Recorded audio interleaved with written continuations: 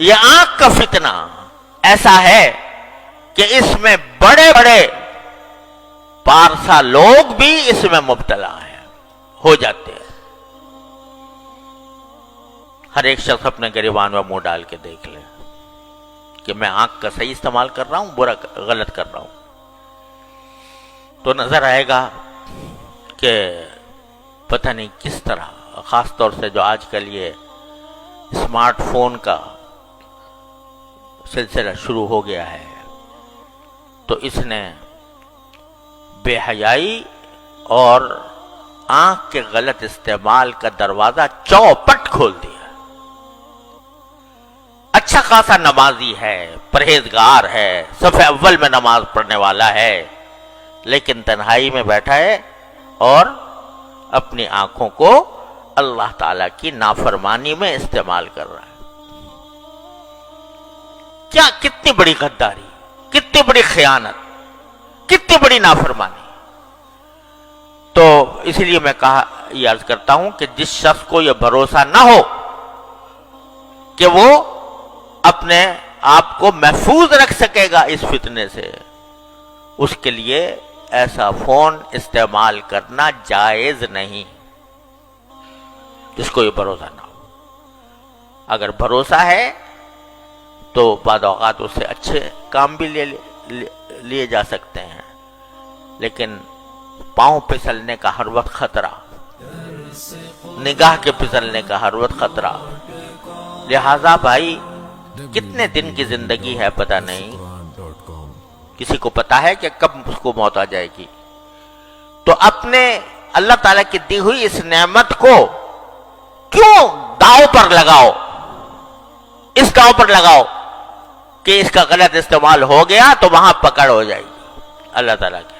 فاروق اعظم جیسا انسان جس کی تقوی و طہارت کی قسم دنیا کھاتی ہے، وہ جب یہ کہتا ہے کہ مجھے برابر سرابر چھوڑ جاؤں تو غنیمت ہے، تو ہما شما جو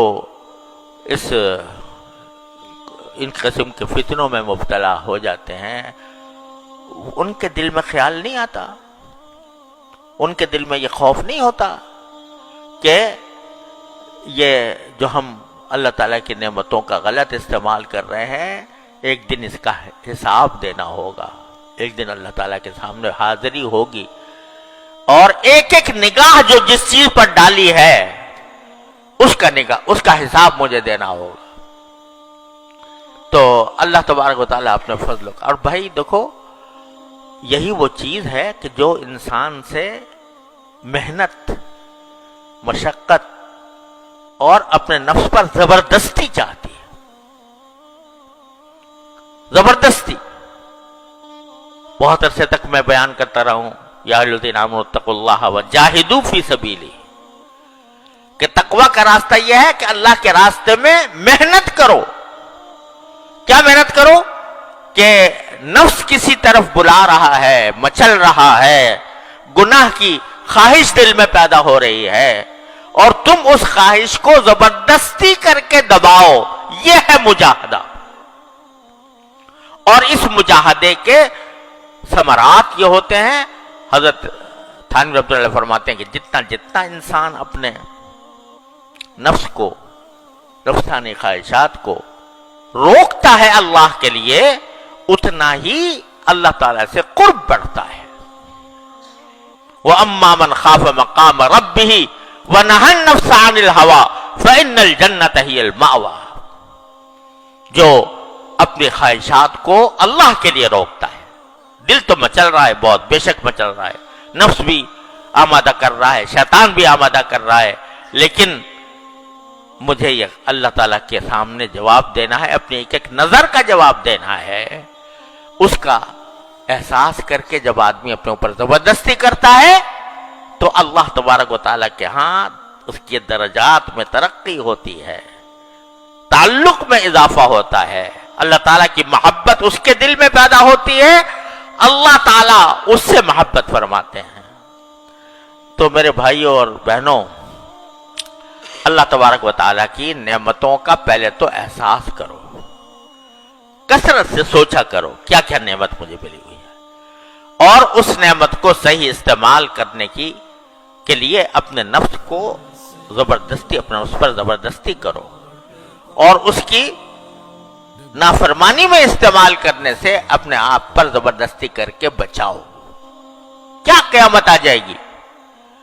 ایک تو تنہائی کے اندر بیٹھے ہوئے دیکھ رہے ہو کچھ، اگر فرض کرو سمجھو کہ اس وقت تمہارا کوئی باپ آ جائے، تمہاری ماں آ جائے، تمہاری بہن آ جائے، تمہاری استاد آ جائے، کیا پھر بھی تمہارا دل مچلتا رہے گا؟ کیا پھر بھی وہ خواہش جو دل کی ہے وہ اسی درجے میں برقرار رہے گی؟ فوراً بند کر دو گے۔ اب کیسے بند کر دیا بھائی؟ یہ کہتے ہو کہ ہمیں اپنے نفس پر اختیار نہیں، ہم بے اختیار ہو جاتے ہیں، ہم جو ہیں مچل جاتا ہے دل، اور ہم اپنے تقاضے کو دبا نہیں سکتے، مجبور ہیں اس کے آگے۔ ارے اب کہاں گئی مجبوری؟ جب تمہارا باپ آ گیا، تمہاری ماں آ گئی، تمہارا استاد آ گیا، تمہارا شیخ آ گیا، پھر کیا کرو گے؟ پھر بھی دیکھتے رہو گے؟ بند کرو گے کہ نہیں؟ کیوں کرو گے؟ اس واسطے کہ طاقت تھی تمہارے اندر بند کرنے کی، اختیار تھا تمہارے اندر بند کرنے کا، احساس ہو گیا کہ میں بدنام ہو جاؤں گا، احساس ہو گیا کہ مجھے سزا ملے گی۔ ارے وہ جو ہر وقت تمہیں دیکھ رہا ہے اس کی پرواہ نہیں، اور اگر اس کی پرواہ ہے تو پھر اسی طرح بند کرو جیسا کہ اپنے باپ، بھائی، استاد اور بڑے کے سامنے بند کرتے ہیں۔ تو اپنے نفس پر یہ زبردستی کرنی ہوگی، اور اسی زبردستی کے ذریعے تم اللہ تعالیٰ تک پہنچو گے۔ یا ایھا الذین آمنوا اتقوا اللہ وجاہدوا فی سبیلہ لعلکم تفلحون۔ فلاح اسی طرح حاصل ہوگی جب اپنے اوپر زبردستی کرو گے، اللہ تعالیٰ کے احکام کی اطاعت کر کے بھی اور نافرمانی سے بچ کر بھی۔ أسمو وأجتاز السماء جلالا